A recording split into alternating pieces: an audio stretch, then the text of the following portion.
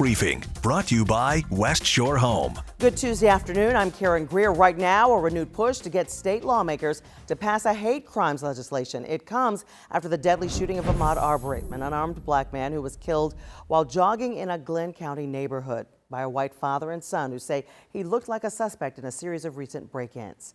Amy Bishop, Reginald T. Jackson leading more than 500 churches in our state. The group's holding a joint news conference in Brunswick today. It's about pressuring state lawmakers to pass a hate crimes law when they reconvene in June. In November, investigators say they stopped a 16-year-old white girl who had plans to go on a stabbing spree at a predominantly black church in Gainesville.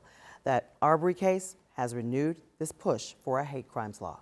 As you know from the 2018 election, Georgia is no longer a solidly red state.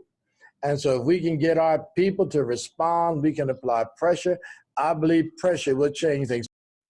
Among other things, some people who don't want a hate crimes law think it might impede freedom of speech. Bishop Jackson says, quote, "We are not trying to do anything to the speech. We're trying to prohibit actions." End quote. CBS 46 is leading coverage on the shooting death of Ahmaud Arbery. Stay with us online and on air for the latest developments. You can also download our free CBS 46 streaming app for updates. Now, the latest on the coronavirus numbers for you. The number of people killed by the coronavirus in Georgia has climbed to 1,461, with just more than 34,600 cases of people testing positive across the state. The most new cases we're finding are in Cobb County. More than 260,000 tests have been administered so far statewide. Nearly half of the state's deaths are related to long-term care facilities like nursing homes, so we checked the latest numbers.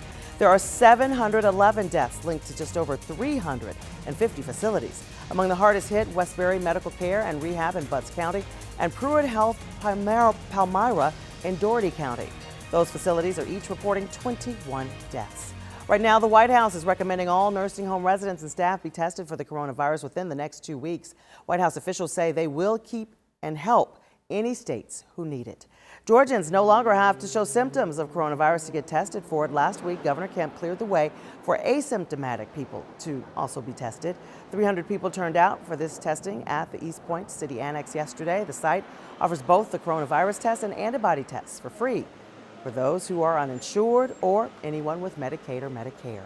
In just a few hours, we will hear from Governor Brian Kemp. He'll give us an update on the state's response to the coronavirus and efforts to ramp up testing. That news conference begins at 4 o'clock this afternoon. You can watch it live on our CBS 46 streaming app. Let's get the latest on your weather with Chief Meteorologist Jennifer Valdez. A warm-up is in store. A warm up on the way. Temperatures soon in the upper 80s and near 90. And summer is coming. And with that, so is hurricane season. Starts on June 1st. But we are watching an area of low pressure well ahead of schedule. The system that is developing off the coast here of the Carolinas and Florida has a 40 to 60% chance of development over the next 5 days. So again, this well ahead of schedule, but par for the course over the past 5 years.